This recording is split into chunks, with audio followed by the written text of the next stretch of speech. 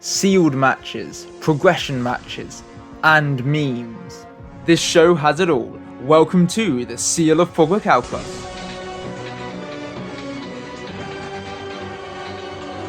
Hello and welcome to episode 27 of the Seal of Progrichalcos. Last episode we completely curb stomped Tobias, winning every single duel until we got to the shadow game where Yami Bembo lost once again.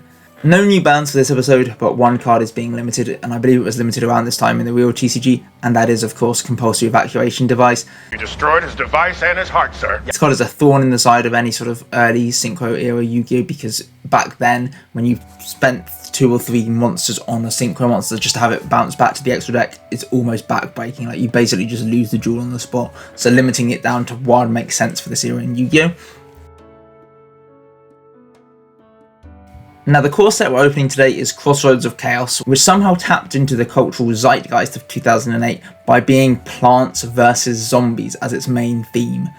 Zombies and plant people and bears! Very weird, along with obviously the Morphtronics being the sort of third sub-theme of the set. So the rares, there's not too much that's really relevant here. Iron Chain Dragon is an okay level 6 Synchro. Obviously neither Tobias nor myself pulled the Go-Yo Guardian, so if we get this guy, this is just a nice generic card we can slap on into the extra deck. Same with Psychic Life Transfer.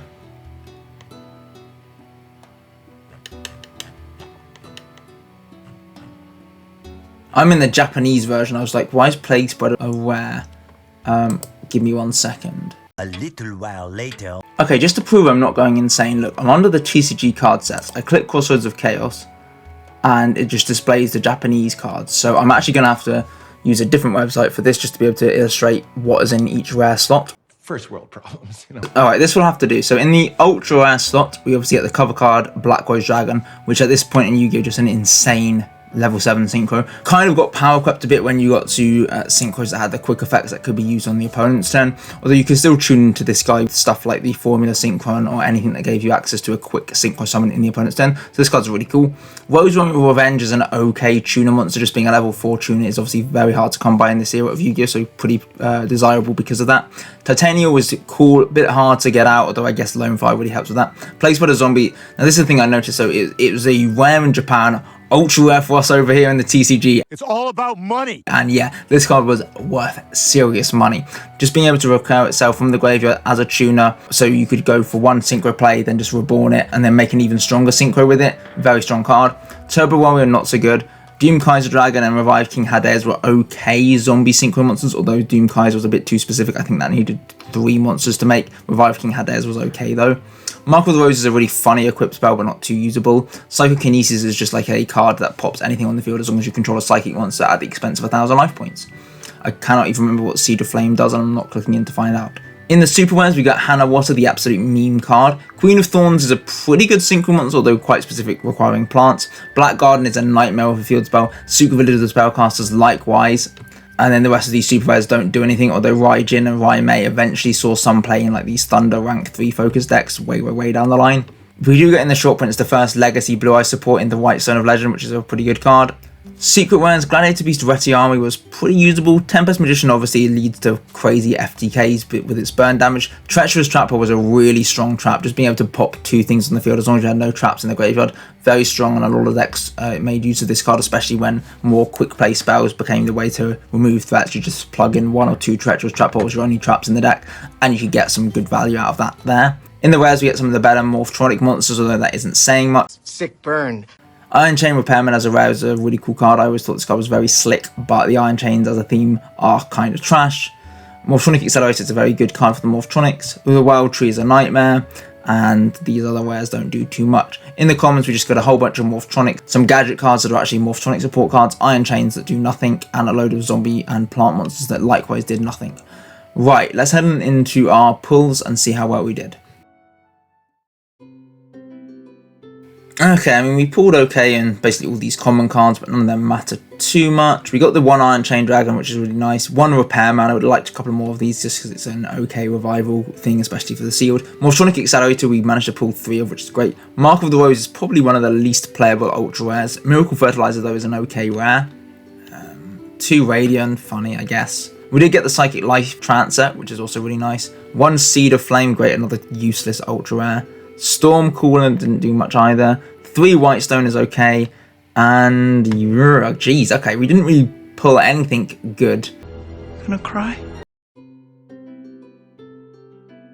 So somehow we were able to settle on a 40 card list, although it looks absolutely awful. We've got a plant theme, we've got a Morphtronic theme, we've even got some iron chains here. A little bit of everything. We've got 3 Botanical Guard that can search us a low defense plant monster when sent from field to graveyard. Notably, that's a when, so if you're using it as part of a Synchro summon or it's sent through like the start of a chain as the first thing, it will miss timing and fail. Not if. When. Basically, we'll only really be triggering this when it's destroyed by battle. 2 Cursed Fig. This is kind of funny. If it's destroyed by battle, we just get to ice out 2 of Tobias's back row cards, which is fun. 3 Gigantic Cephalotus. Every time a plant monster is sent from their field to the graveyard, this guy gets buff, and given myself and Tobias will be playing plants, this guy could just be the big meta breaker. 2 Iron Chain Coil. So once a turn, it can buff itself up by 300 or buff up the Iron Chain Repairman. We're only using this card just because we want it in the graveyard, so the Repairman can revive it with its effect. 1 Morphtronic Boom Boxing. In attack mode, he can attack twice, and in defense, he basically would negate 1 attack against a Morphtronic monster per turn. 3 Cameron. In attack mode, when it's dropped by battle, we can summon a level 4 lower Morphtronic from hand or graveyard, and in defense mode, it can't be targeted by card effects. 2 Magnet. In attack mode, it basically just will lock on to the most powerful monster to pass controls and have to attack it. You know, like a magnet. And in defense mode, he protects other monsters from being attacked. And then 2 Radian, who boosts all Morphtronics by 800 attack, basically one is in attack mode, or 1000 defense if in defense mode. Then we have 1 Seed of Flame. So if it's destroyed by a card effect and sent to the graveyard, we can target a level 4 lower plant in the graveyard and special summon that target and 1 Seed token to the opponent's field. Terrible, but it's a plant monster and it has decent stats. 1 Tiger Dragon. This guy's basically just a 1 tribute monster with 2400 attack, which seems good enough to me. 2 Factory of 100 Machines, which is a whack battle trick for machines. 2 Fragrant Storm. We can blow up one of our plant monsters to destroy a card on the field and draw 1 card. Then if we have drawn a plant, we get to draw another card. It's sort of like Fish Depth Charge for plants, except it's a normal spell, as opposed to being a chainable trap card. 1 Mark of the Rose. This allows us to steal 1 of Tobias' monsters for our turn, but give it back to him on his turn. Very funny. Miracle Fertilizer. We can use this to recur our plants at the expense of our normal. 3 Morphtronic Accelerator. This is a really good way of using Morphtronic monsters in our hand to pop cards to Tobias controls and then draw a card. And then 2 Cord that allows our Morphtronic monsters to pop back row when they change battle positions. 2 Morph Transition. This negates an attack against a Morphtronic monster and changes its battle position. If we've got the Cord equipped, that also then will allow us to pop one of their back row. And then provided it lives to our next turn, we can change it back to attack mode and pop another one of Tobias's back row, so that's pretty cool. Then 1 Monotron. So this allows us to just turn our Morphtronic monsters sideways when we normal summon them. 2 Plant Food Chain. This gives our plant monsters an extra 500 attack. And then 2 Prideful War. This guarantees we win battle. Alright, let's get into some sealed Plants v Zombies gameplay.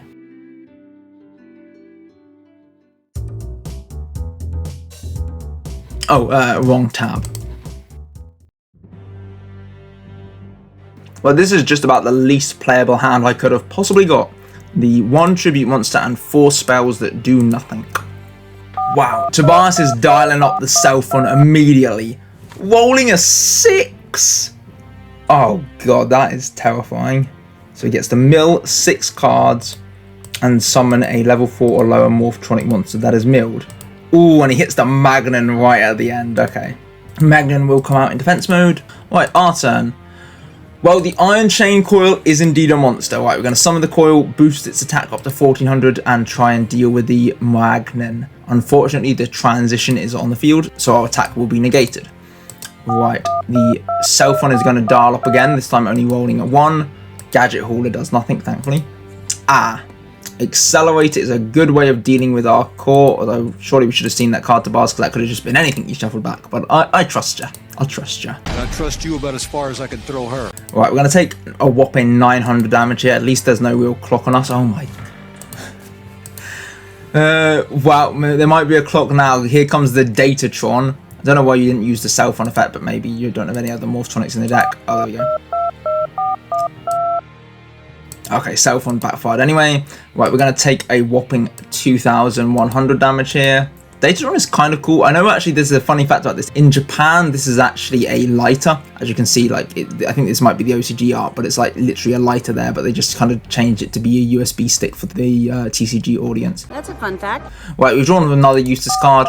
This is absolute. I cannot believe these was. Where were my playable monsters? Alright, thankfully the cell phone is still doing nothing. Oh. The Datatron gets tributed for the Gadget Hauler. I'm only using any number of Morphtronic monsters for this card to gain 800 attack for each. Right, we're going to take 3,000 here. We are on a 1-turn clock. What an absolutely miserable hand. Right, can we get a better grip this time? There are monsters in this deck, finally. Right, okay, we're going to go for the Cephalotus and then set down the Prideful Roar and pass. Okay, Tobias is going to go full in on the Camwin. That probably means he's got a Morph transition, so I'm going to just set an extra card face down, just so Tobias only has an option of dealing with one of our back row. He's going to use that to destroy our newly set Morph transition, and thankfully the second attack is enough to deal with the Camwan. Right, Tobias just going to set a monster pass. We're going to set down the Cursed Fig and keep on punching in with the Cephalotuses. Tobias just passing. Right, we're going to go for our own Camwan, give him the Cord, and then we can deal a nice 4,500. What the hell is this? Activate only when your opponent declares a second attack during the same battle phase. Conduct battle between the attacking monster and the first monster that attacked directly. How about a suicide pact? I guess I should have ordered attacks. What? I didn't even know this card existed. Right, we lose both Lotuses here, which is actually pretty terrifying, because if Tobias can find any monster that's bigger than Camwan, we lose. Ooh, we're going to turn Camwan sideways, pop Tobias' second Confusion Chaff, and then bring down our Radion, buffing him up to 1,800 with his effect. Being able to strike one in, dealing half Tobias life points, putting him on the 2-turn clock. Tobias is setting, so he's got something going on. We're going to go for the Botanical Guard, and I think this is probably just the game. Yeah. We've got things that do things here, but not too many good things. Okay, Camwan being summoned is fine. We're going to go for the Magdalene, crippling him with the Engine. So original attack becomes double its original attack. This must have come in from the side. Okay, so during the second damage phase after this card's activation, it blows up the monster. Right, it's good enough though to make our Magdalene a big 1,600 chunker. We're going to try and punch over the Camwan. But the Camwan will float on into the Datatron. Tobias is going to fire off his own engine. Now we have the Morph transition to prevent our monster from dying. We still can't deal with the big Datatron, so we're just going to pass the turn and let the Datatron clear the Magdalene on the next go. At least we know that Datatron will die during Tobias' next damage phase. We're going to go for the Accelerator, shuffling back the Magdalene to pop the Datatron. Doesn't that destroy it? I suppose the engine only destroys itself. Okay. It has finally learned to read. We're going to summon down the Iron Chain Coil and get on in for a hot 2,700 damage. And that's Confusion Chaff. Okay, so we're going to lose our Botanical Guard, which is kind of okay. We're going to use that to grab ourselves a Cephalotus. Annoyingly, we can't then go into the Iron Chain Dragon because we don't have the material left on the field. We're going to go for Cephalotus, sink into the Psychic Life Transfer. This way we can play past any Confusion Chaff as long as we're only sticking one big monster on the field, and see what Tobias has got in the back row. It's the Gadget Driver. Well, I'm going to trust you again, Tobias, that was a real Morphtronic card. It would suck if you lied to me. If you betray me, you're gonna die! Okay, the Camwan is going to deal another 800. Our turn. Magdalene is huge here. We're going to go for the Accelerator, shuffling Magdalene back to clear the Camwan. Oh! The repairman! Somebody need repairs. The Iron Chain Coil is back in operation, boys. Right, Coil's going to buff itself up to 1,400, and I'm going to play around the Confusion Chaff, only attacking with one of my monsters. We're going to keep playing around, just using the Iron Chain Repairman now for another 16, and we are now going to try with the Coil. Okay, putting Tobias on the 1-turn clock. We'll set down the Coil, and that's the game.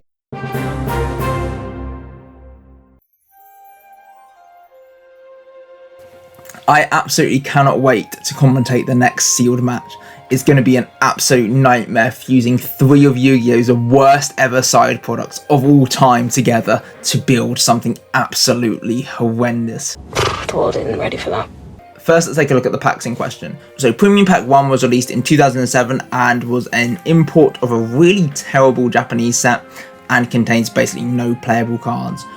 Garbage. Absolute garbage. You're looking at the secret rares and the super rares. Most of the cards in the secret rares are just things that you could get in the super rare. The only thing that is really, I guess, good in this set, I suppose, was the Dark Magic Curtain. That was okay in some early Dark Magician decks. And Marshmallow is a bit of a pain. Shield Crush is funny though. but all of the rest of these cards are absolute garbage. We're going to be opening 5 of these packs and only getting 25 cards from them. Doesn't sound like a lot, does it?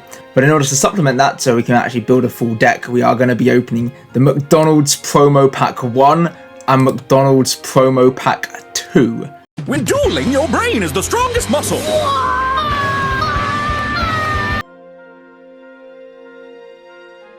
Now, Promo Pack 1 was released in 2002, so a good few years in the past, but honestly there was no better time to open this than right now with the Premium Pack 1, because the power level of these cards is about on the same level as these things here.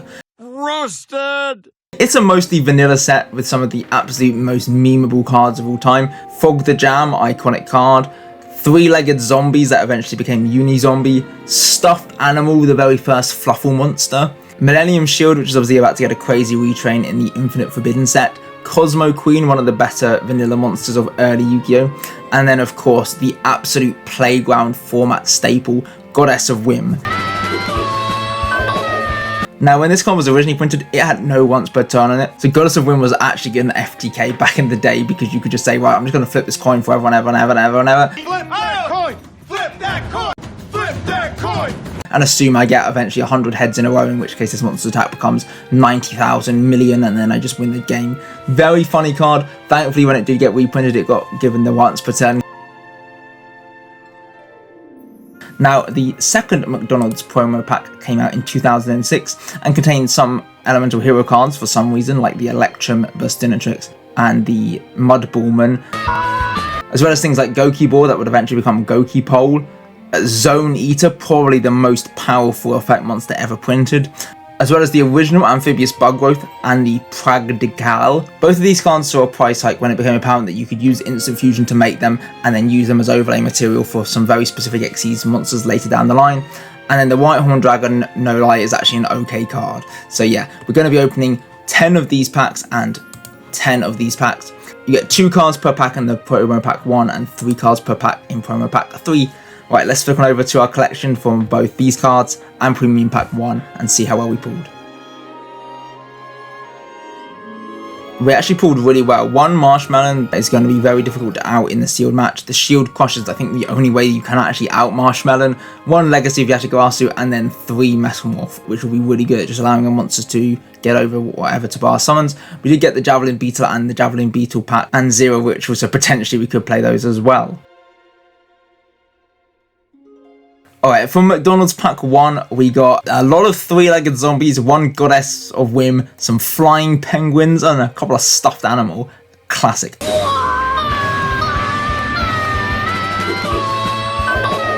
And we did get the Ushioni. Shout out to anybody that is old enough to remember Yu-Gi-Oh! BAM! It was a browser game, I think it was actually officially developed by Konami, utilizing sort of similar rules to Duel Links, where you had 3 monster zones and 3 spell trap zones. But all of the cards were based on very old Yu-Gi-Oh! Cards, and they would just gave these normal monsters random effects, and Ushioni was one of the better ones. Right, from McDonald's Pack 2, we did get the Bug Growths, we got the Practicals, we got Flame Vipers, Trachodons. I can get 3 exclusive Yu-Gi-Oh! GX trading cards and a toy in my McDonald's Mighty Kids meal. We did get 1 Whitehorn Dragon and a couple of Mudpool Man for what it's worth. Miss Buddy's going to be a nightmare of a card. Just if we can stick this on something like the Whitehorn Dragon, how do we lose?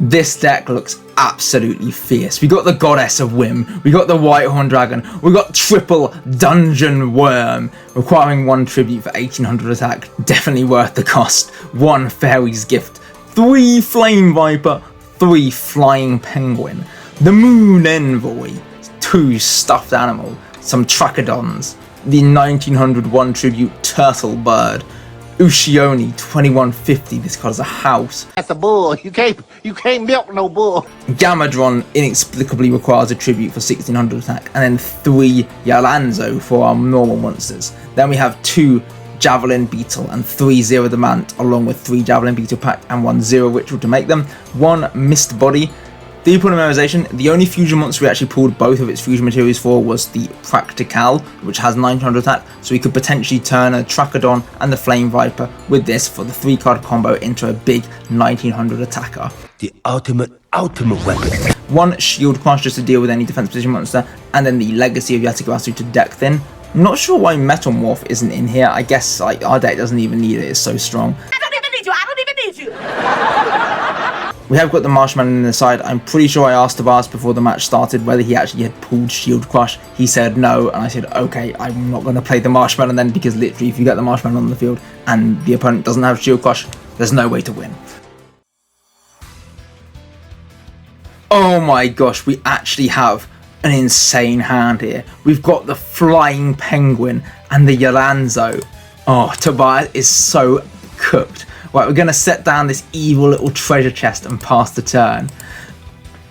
Oh, we might just be dead already. Zera the Mant is summoned. Turn 2. That is like an OTK. I think I'm just dead. Unless I can find a way to summon my own Zera by drawing the ritual spell and sacrificing my entire hand to do so. How do I win? You can't win. Why am I not playing the Metal Morph is a question that is... Oh my gosh, and the Legacy. We're just going to have to keep setting down. We're setting down 1 Flame Viper. The Flying Penguin will have to come down, see... You betrayed me. Just playing all the cards we were supposed to gentleman out of Tobias. This is a dishonourable way to win. What would Ronald McDonald say about that? Well, it could be worse. Gonna make the Pragdigal and pass the turn. Oh, great. And Tobias, just rub the salt in the wound, make your own Pragdigal. And that is... What? And then just tribute them both off for the Cosmo Queen. This is just plain bullying. Okay,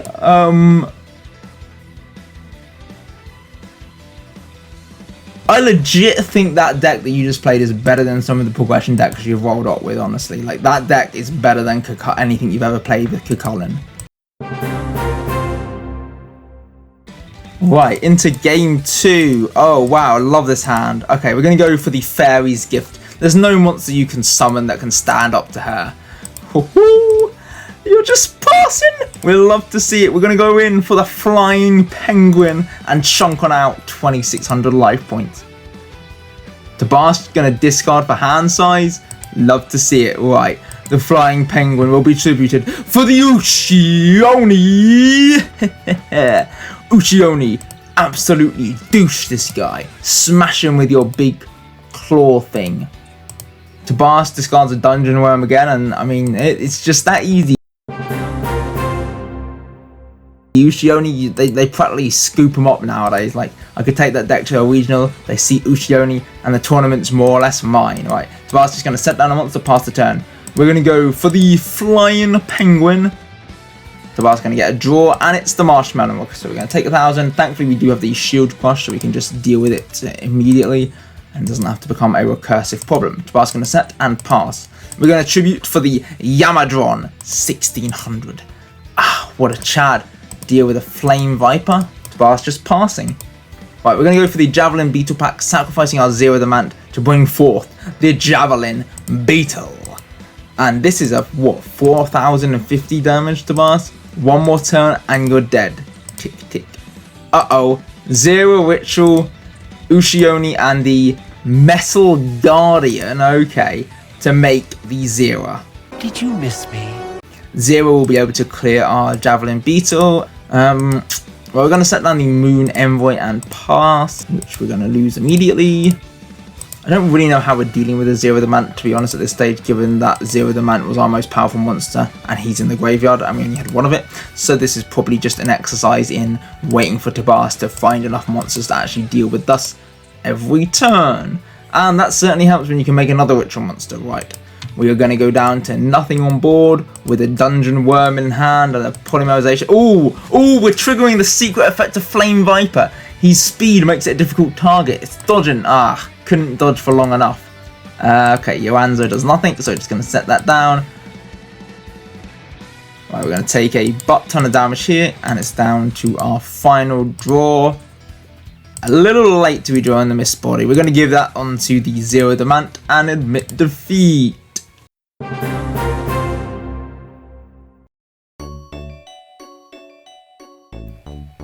Right, for our first progression deck, we're playing Crystal Beast. So original. No idea why. This version just looks infinitely worse than the Rainbow Nears version. I'm not even sure what our win con is. Hope that Tabas falls into the Abundance trap and we can win from there. We're playing Rescue Cat again for some reason, even though it's not very good. And most of these traps are okay. But what is our win con? We've got Rainbow Gravity, but we don't have Rainbow Dragon.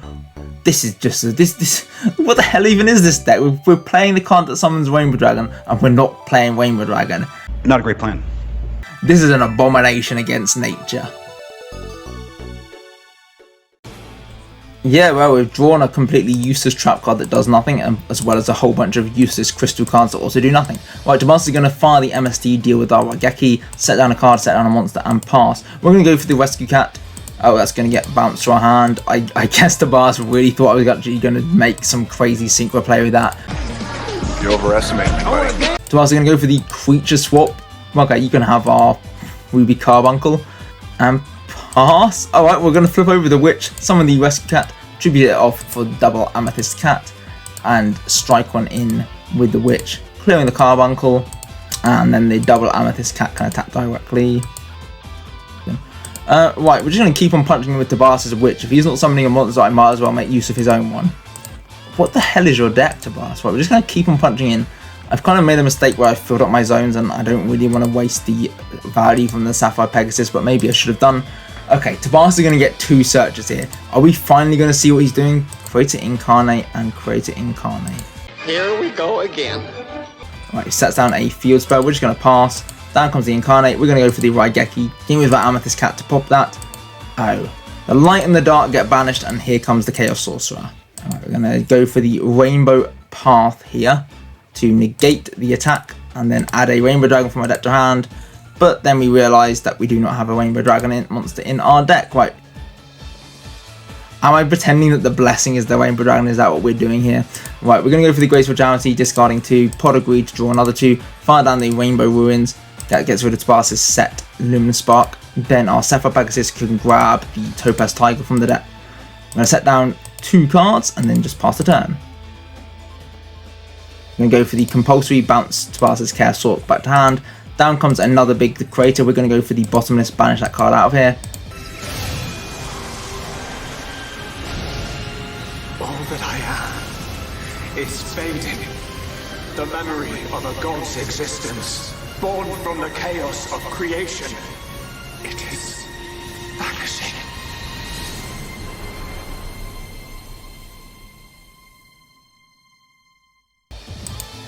Oh, I guess Tabas on his turn is making the Chaos Sorcerer. We're doing this on my turn now, fair enough. Right, we're just going to set a monster pass the turn. Tabas is going to attack in, clear our Amber Mammoth, which is going to go into the back row. Hasta la vista, baby! Our turn. We're going to set down the Rescue Cat and pass. This deck is atrocious. Right, the Ruby Carbuncle will go into our back row, and we're just hoping we can find Abundance. We're going to go for the book, stave off some damage. We're going to go for Crystal Blessing, pull out the Emerald Tortoise from the deck. I think I'm only missing the Cobalt Eagle at this point. We're going to lose the Emerald Tortoise here. Our turn, keep drawing, can't do anything. Amber Mammoth will die, and then the Mystic Tomato will attack us directly. We are rapidly running out of cards in deck, but what are we supposed to do? Okay, we can summon the Amethyst Cat, attack directly. And that's a real power move. Wow, 600 damage, crazy. Yep, lose that again, take another 2300, although we can stave that off by half using the Rainbow Ruins. Finally! Abundance time!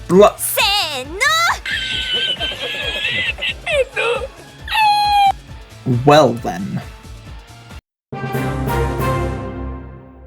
I'm just going to put even the second game on fast forward. This deck is atrocious. I don't know what I'm doing playing it.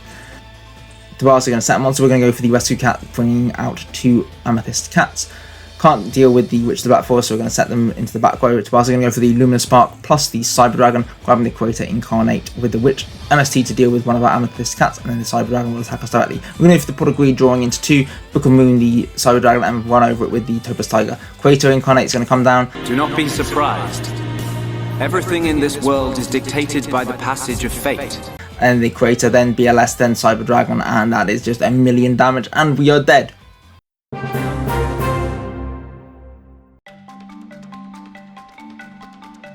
One Beast Archetype failed us, hopefully a second one will not. Let's head to the replay. Okay, this hand looks absolutely fierce. We got the Proving Ground, we got the Bestie, we got the Andal. We're going to grab the Hoplo, just go for the old steady set 1, set the MST. Plus we're going to go for the Terraforming, grabbing the Gaia Power. Oh, the return of Bazoo, potentially. Hyper Hammerhead is going to get summoned. Thankfully, we're going to have to go for the MST on the Gaia Power just so our Hoplo doesn't actually take the defense penalty there. He will get bounced to the hand. Pretty good way of dealing with the Gladiator Beast effect, honestly. Our turn, we're going to go for the Andal, big Bunga, beat on over the Hyper Hammerhead, and then we're going to set 1 card and pass. The pass is going to go for the Terraforming, grabbing the Gaia Power. You know I have the Andal in hand, right? DD Assailant. Okay, I like that. That actually also deals with the Gladiator Beasts. We're going to set down our Dimakari. Down comes the Toon Gemini Elf. Uh-oh. I'm actually going to lose to this. Right, we have to go for the Andal here. Big bear brain. Get on over the Toon Gemini Elf, crashing. Crashing the Gladiator Beast Andal. Into a Toon Gemini Elf. How long have you been in the Force? Then we're going to go for the Call of the Haunted to bring back the Andal and clear the Assailant, getting banished in the process. Right, Tabas is going to go for another Toon Gemini Elf. We are actually in trouble. Witch is going to get summoned, and then the Toon Gemini Elf is going to deal with the Hoplo because its defense gets weakened via the Gaia Power, and then the Witch is going to be able to punch on him for 11. We're going to go for the Cool, bring back the Hoplo. Well, there goes my fusion line. Right, we're going to go for the Premature, pay 800, bring back the Dimakari, get booked. We're going to summon the Darius and clear the Witch.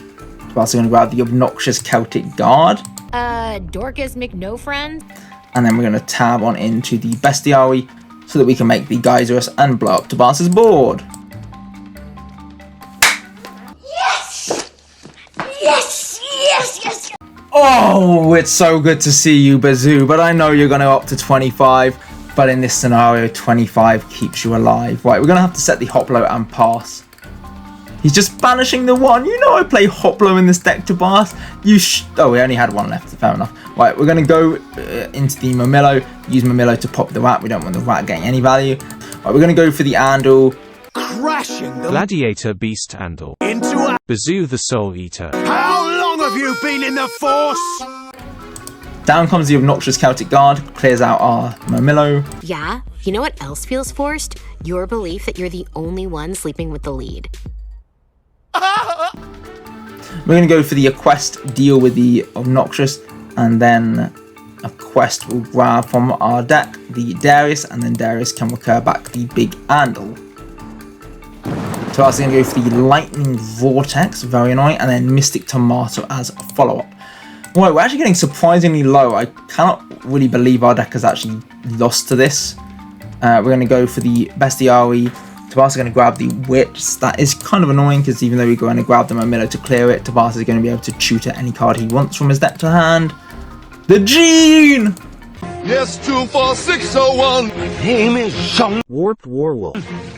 Gaia Power as the draw off the top. Oh. Right, we're going to go for the Darius, giving him the big Battle Manica. And we don't really want to attack him. We've lost 2 Momillo and the third one's in our hands, so we're kind of in a bit of a stalemate here. Tabas also reluctant to attack because he doesn't want us to go into our final one. Thankfully, we've drawn the Alexander.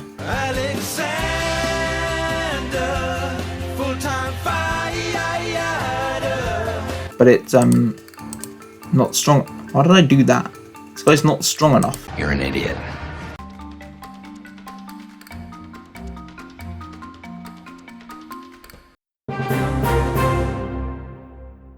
That was a massive misplay, but to be honest, I don't really think I had much that I could do against the Gene Wart Wolf unless I could draw into like my compulsory, but that could have been like 10 turns time. So yeah, fair enough. Right, come on, Glads, we can do this. We can do this. Especially when we have the ability to draw 2 and shoot at any 2 Glads from our deck to hand. We're going to take it a bit slow though, just go for the Andal set 2. We want to see how Tabas's first turn plays out before we want to go for any searches. Right, we're going to lose 1, Call of the Haunted here. Yes, 24601. My name is Sung Warped Warwolf. We'll come down, and there goes Andal. We can go for the Proving Ground here, grabbing our Hoplomus out from the deck. And set it down.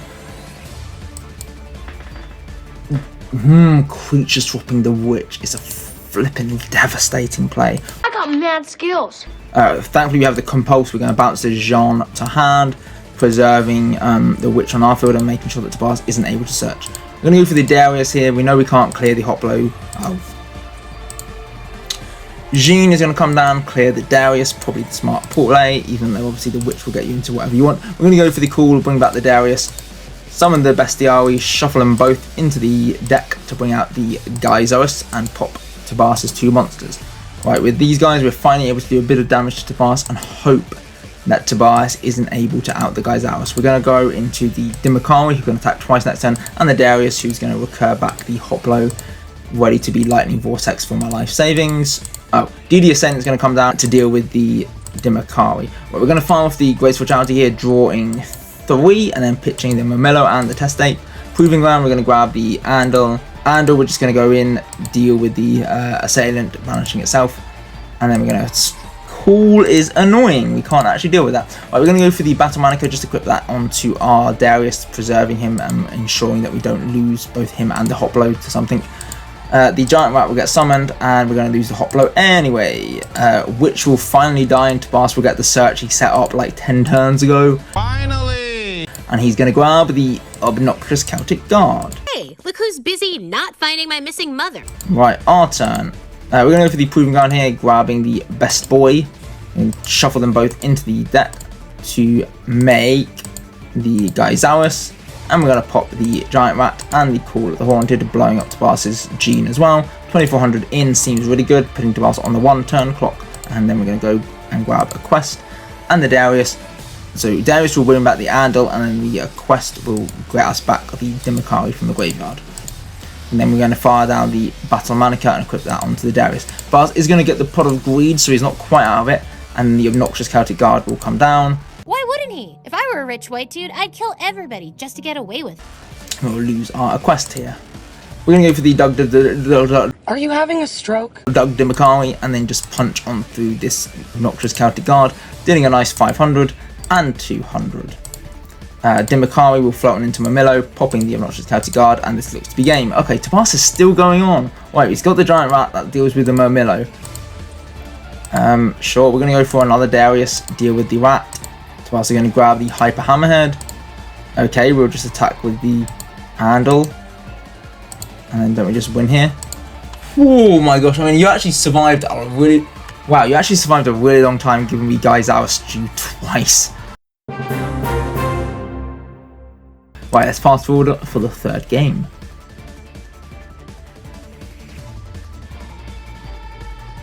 Right, we're going to go for the Dimakari, clear out Tabas's Giant Rat. Tabas are going to grab a 2nd Giant Rat to the field, and we're going to go into the Momelo to pop that.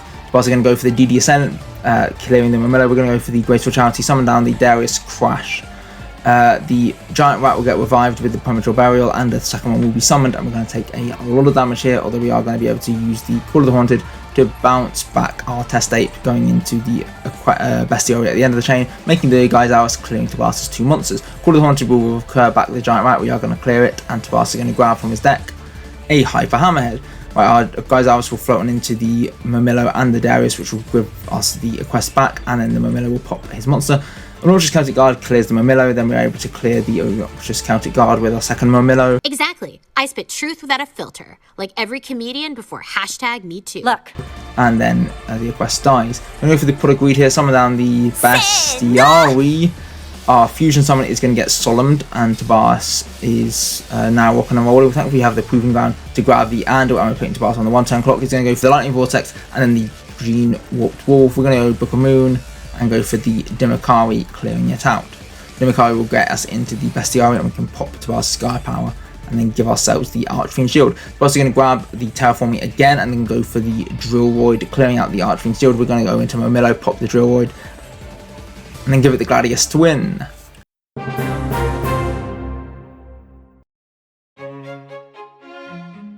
I'm hopefully saving our best progression deck for last, presenting Wind Synchro Shenanigans.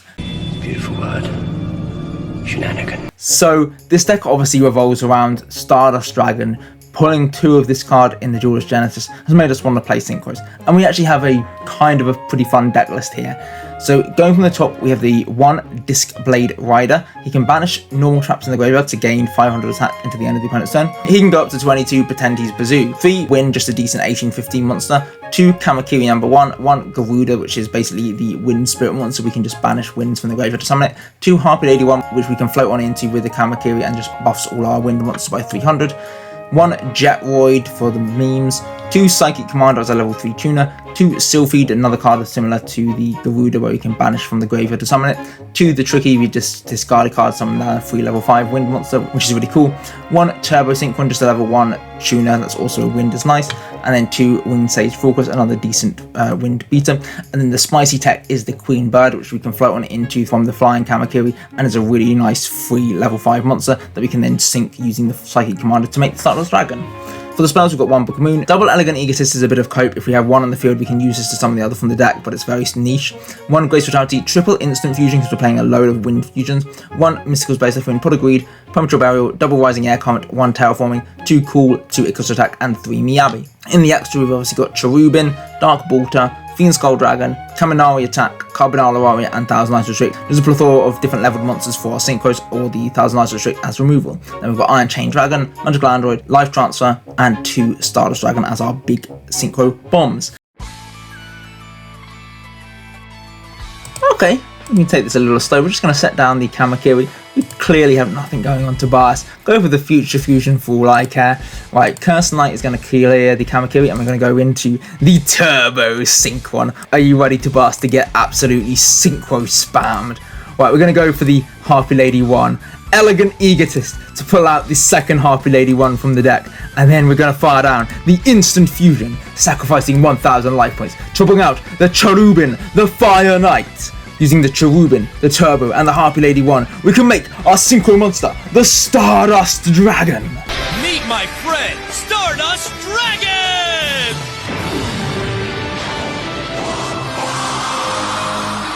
In all my years of broadcasting, I have never seen a monster like this.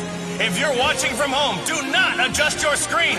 It's as unbelievable as it appears. Being buffed to 2800 attack thanks to Harpy Lady 1, and then buffed even further with our Rising Air Comet to 3300. We're going to first strike on him with the Harpy Lady 1, clearing your Paladin, and then Stardust Dragon, hit directly for 3300. Pass the turn. Right, Tobias is going to reveal the Cyber End Dragons. If Tobias is able to get to his next turn, we just lose because we've got no removal whatsoever. Hopefully, well, the creator is a big idiot. Insolent mortal! Know your insignificance! So we are a little bit screwed here. Going to use Creator to revive the Cyber Dragon and be able to clear our Harpy Lady 1, which unfortunately lowers our Stardust Dragon's attack to the point where he can now no longer clear the Creator. We're going to set down the Kamakiri and pass. Tobias a standby phase. Out comes the Sidra. And we're going to lose our Stardust here, taking a nice 1000 damage here. And the Creator will revive back the Cyber Dragon, which will clear our Kamakiri. With that, we're going to go into the Queen Bird for some reason. Just like I drew it up, we're going to draw the Psychic Commander. You thought you'd dealt with my Stardust Dragon, Tobias. Meet Stardust Dragon number 2. I mean, it still loses to the Cyber End Dragon, but it's funny that we summoned 2 of them. Oh my god, I'm going to lose to Nyan Nyan. Yeah. Big light monsters go brrrr.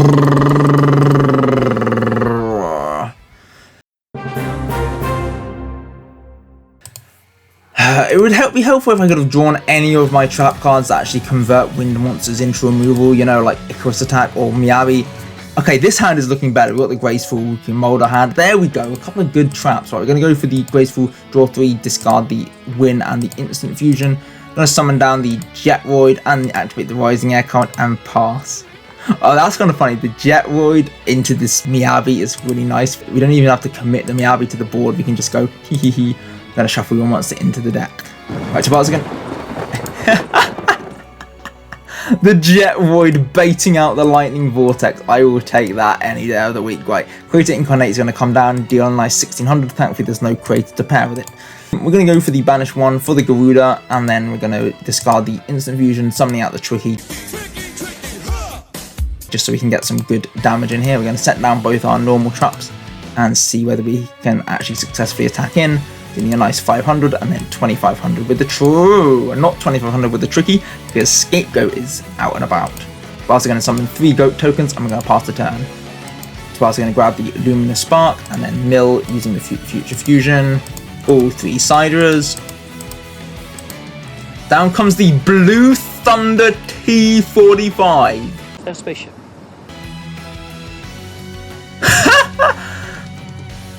We're going to go for the Miyabi, shuffle it into the deck. I don't know why I did that. I was actually kind of okay with that because it would have clogged Tabars' zones. Ooh.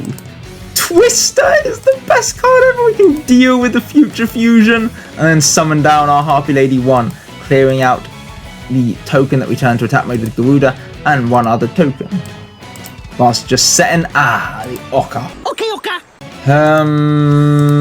We don't really want to just lose our Garuda for free here, so we're going to go for the Icarus Attack, popping our Harpy Lady 1 to deal with the Oka and whatever Tabars' back row is. Good to see the call go. Our turn, we're going to draw, and then Garuda will be able to turn Tabars' final token into attack mode. We can set down our Icarus Attack and then deal with the token.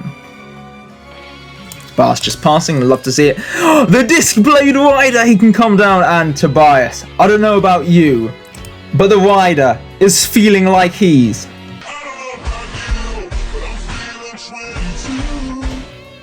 Your turn, buddy. Oh, Freed is a big dude. Thankfully, we have the Icarus Attack, and that is just the game. You gotta feel like we were 22. Amazing. Right, okay. Right, Future Fusion and the Luminous Spark. We're gonna go for the Twister, deal with the Future Fusion. Terraforming is gonna grab ourselves the Rising Air Current to clear the Luminous Spark. We're gonna go for the Kamakiri, fly on over the Freed. Graceful Charity is huge for Tabars. He's gonna discard a Curse of Royal for some reason, and the Oka will deal with the Kamakiri. We're gonna grab the Queen Bird. We're also gonna go for the Scapegoat. We're gonna go for the Psychic Commander, deal with 2 tokens, and then tune these boys off into our Stardust Dragon.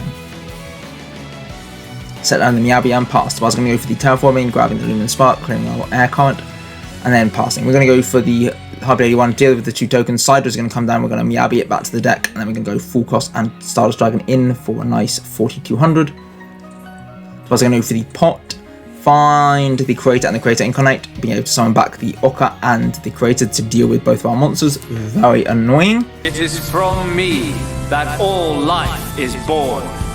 It lives only for me. We're going to set the Jetroid and the Mystical Space Devil. Tabars are going to go for the Premature Burial. We're going to MST the Field Spell just so we don't die, and we're going to die anyway the next turn. Call. Oh no, we're not. We're going to Call of the Haunted, and that's big enough. Our Stardust Dragon is saving us. Oh, Tabars made his own Stardust Dragon. Crashing the Stardust Dragon. Into a Stardust Dragon. How long have you been in the Force?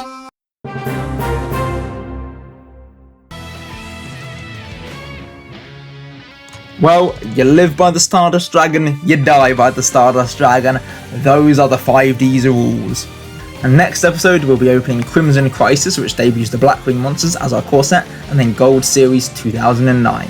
Anyway, thank you very much for watching. Do please subscribe to stay up to date with more episodes of the CSOC Overview. Goodbye.